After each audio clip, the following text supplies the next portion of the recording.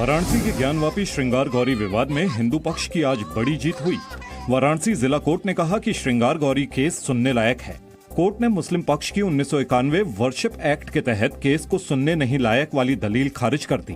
Court ने हमारे सारे आर्गुमेंट्स को मान लिया है, मुस्लिम पक्ष की एप्लीकेशन रिजेक्ट कर दी है, प्लेसेस ऑफ वर्शिप एक्ट की उनकी जो प्ली थी उसको खारिज कर दिया है। कोर्ट ने कहा है कि सूट मेंटेनेबल है।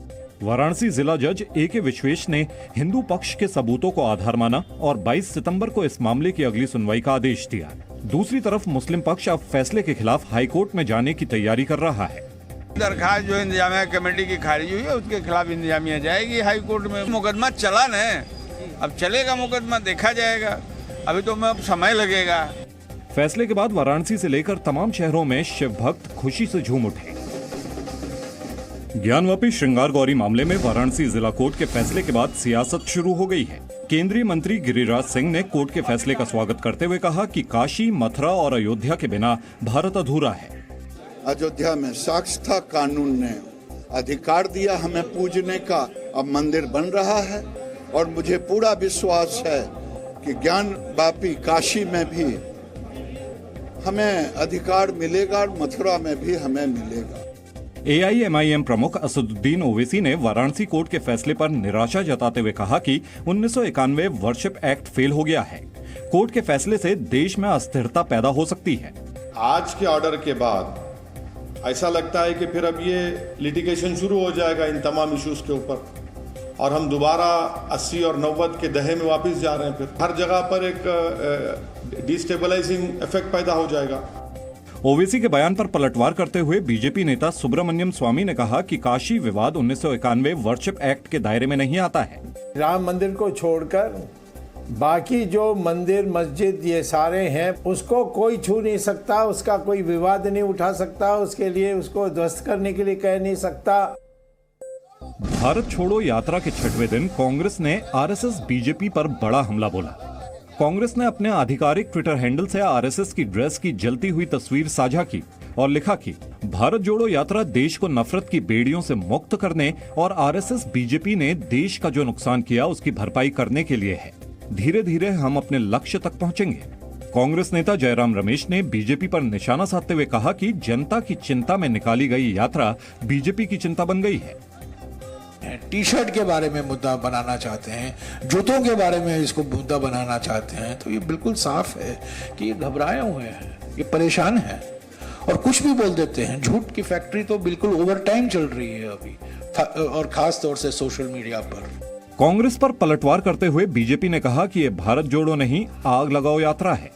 यह और कुछ नहीं है मगर किस प्रकार से लोग वायलेंट हो, किस प्रकार से आगजनी हो, किस प्रकार से हत्याएं हो, उसके लिए लोगों को उकसाने का काम आज गांधी परिवार और गांधी परिवार के कहने पर कांग्रेस पार्टी ने किया है।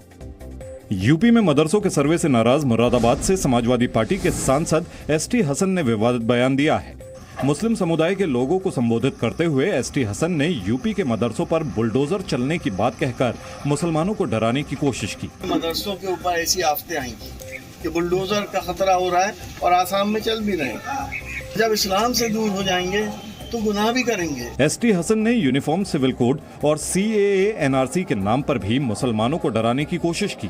CAA आ गया जिसके अंदर आपसे डॉक्यूमेंट मांगे जाएंगे, NRC जब आएगा तो दादा पर दादा के नहीं दिखा पाओगे, तो कोई कहेगा आप बांग्लादेश से आए हो, कोई कहेगा आप पाकिस्तान से आए हो, आप हिंदुस्तान से जाओ। ST हसन के बयान पर पलटवार करते हुए बीजेपी ने इसे मुस्लिम वोटों के ध्रुवीकरण की कोशिश बताया।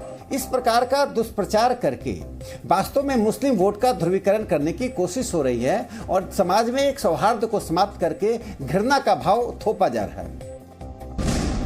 ऑस्ट्रेलिया में होने वाले T20 वर्ल्ड कप के लिए भारतीय टीम का ऐलान हो गया है। वर्ल्ड कप के लिए टीम इंडिया में 15 क्रिकेटरों को जगह मिली है।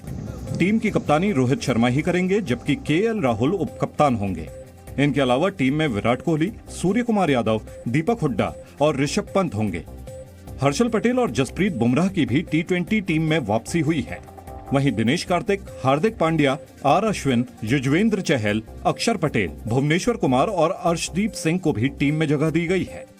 T20 वर्ल्ड कप के लिए मोहम्मद शमी, श्रेयस अय्यर, रवि बिश्नोई, दीपक चाहर को स्टैंड बाय में रखा गया है। वहीं ऑलराउंडर रविंद्र जडेजा चोट की वजह से टीम से बाहर रहेंगे। T20 वर्ल्ड कप 16 अक्टूबर से ऑस्ट्रेलिया में खेला जाएगा। NIA ने गैंगस्टर्स के खिलाफ बड़ी कार्रवाई करते हुए 4 राज्यों के करीब 60 ठिकानों पर छापेमारी की।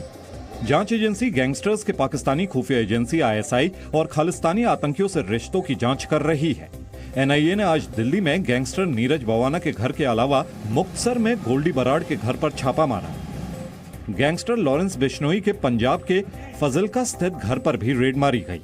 इसके अलावा दिल्ली के जेल में बंद टिल्लू ताजपुरिया के अलीपुर स्थित घर पर भी छापा पड़ा है। टिल्लू पर जेल में रहते हुए रोहिणी कोर्ट में जितेंद्र गोगी की हत्या करवाने का आरोप है। NIA ने बम्बिहा गैंग से जुड़े कौशल चौधरी के गुरुग्राम स्थित ठिकाने पर भी रेड की। दरअसल सिद्धू मूसेवाला की हत्याकांड की जांच में ये पता चला कि गैंगस्टर गोल्डी बराड़ ने कनाडा में बैठकर हत्या की साजिश रची थी, जिसे तिहाड़ में बंद लॉरेंस बिश्नोई ने अपने गुर्गों की मदद से अंजाम तक पहुंचाया था। इसीलिए गैंगस्टर्स का नेटवर्क तोड़ने के लिए NIA की 200 सदस्यों की टीम ने देश भर में एक साथ छापे मारे। सूत्रों के मुताबिक छापे में कई हथियार और पुख्ता सबूत बरामद किए गए हैं। And to declare the IDF World Dairy Summit 2022. प्रधानमंत्री नरेंद्र मोदी ने ग्रेटर नोएडा के एक्सपो सेंटर में विश्व डेयरी सम्मेलन का उद्घाटन किया। 4 दिन तक चलने वाले इस कार्यक्रम में 50 देशों के 1500 से ज्यादा प्रतिनिधि हिस्सा ले रहे हैं। यूपी के मुख्यमंत्री योगी आदित्यनाथ विश्व डेयरी सम्मेलन के उद्घाटन समारोह में शामिल हुए। PM मोदी ने कहा कि पशुधन और दूध से जुड़े व्यवसाय भारत की हजारों साल पुरानी सभ्यता का हिस्सा है।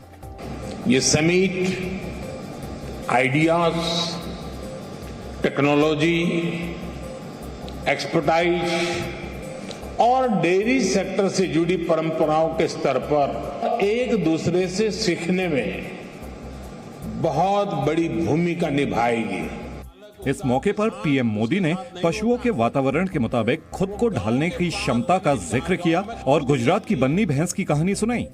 रेगिस्तान में पानी कम होता है, इसलिए बहुत कम पानी में भी बन्नी भैंस का काम चल जाता है। बन्नी भैंस रात में 10-10, 15-15 किलोमीटर दूर जाकर घास चरने के बाद भी सुबह अपने आप खुद घर चली आती है।